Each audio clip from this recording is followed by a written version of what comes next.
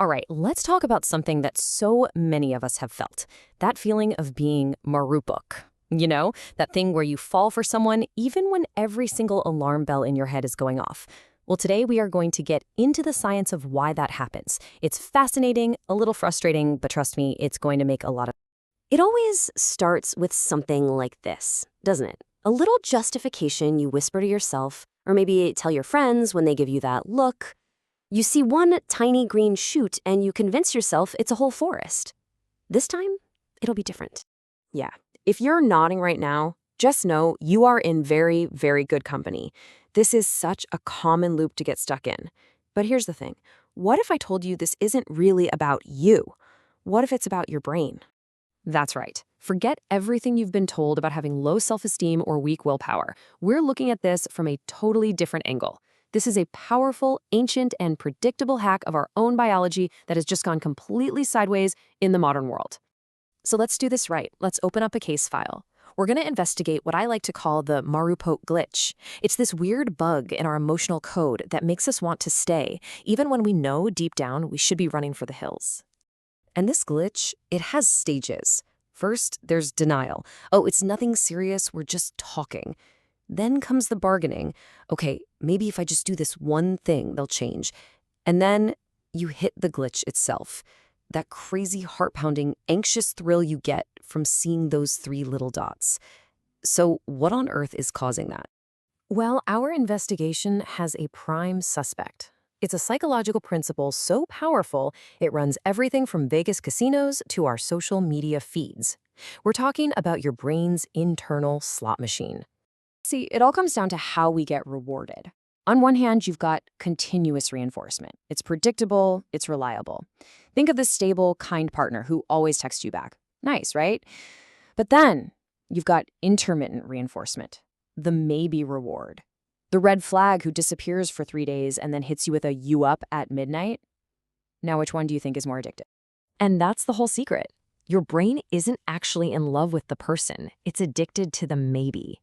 The sheer unpredictability of it all turns your brain into a dopamine slot machine, and you just keep pulling that lever, sending one more text, checking their stories, praying for that jackpot, that one little hit of attention. And if you think I'm exaggerating, listen to this. The psychologist B.F. Skinner ran these famous experiments. He found that if a pigeon got a food pellet every time it pecked a button, it kind of got bored. But if the pellet only came out randomly, unpredictably, the pigeons would peck that button obsessively, to the point of pure exhaustion. That right there is your brain on a red flag. Okay, so let's zoom in. We're going to the scene of the crime, inside the brain itself, to see exactly how this slot machine pulls off the heists. The part of your brain we're interested in is called the Nucleus Accumbens. You can think of it as the control center for reward and motivation.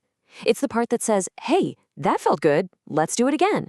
It's supposed to help us survive, by rewarding things like finding food or making friends.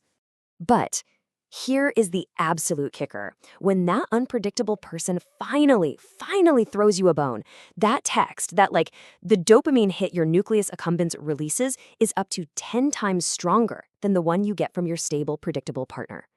10 times. So why? What is going on? It's a process called predictive error coding. Your brain is basically a prediction machine.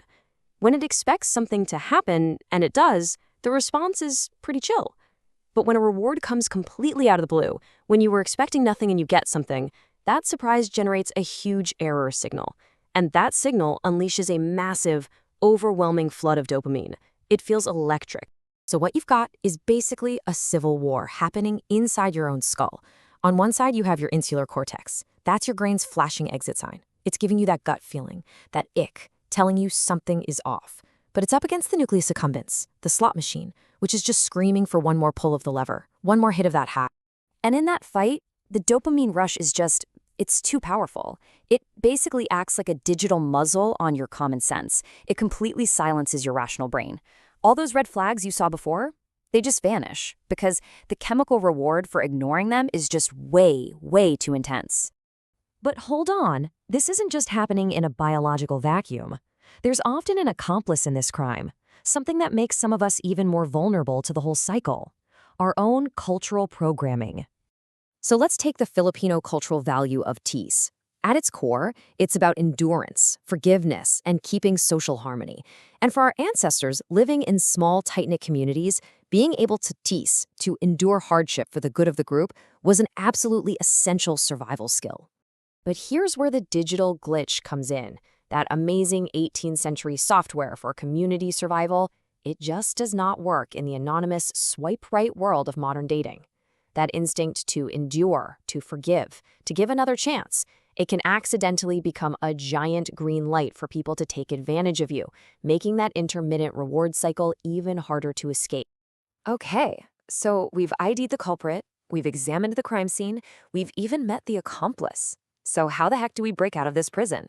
It's time to talk about the escape plan, the neurochemical reset. And this is so important. This is not about willpower. You cannot just try harder to beat a biological addiction. It doesn't work that way. What you have to do is stage a full-on counter coup in your brain.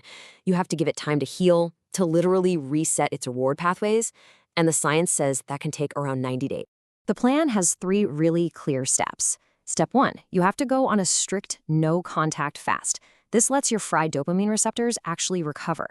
Step 2, you have to actively strengthen the logical, rational part of your brain. We'll call it the chief of surgery. And step 3, you slowly, carefully re-expose yourself to stable, healthy connections to remind your brain what normal actually feels like.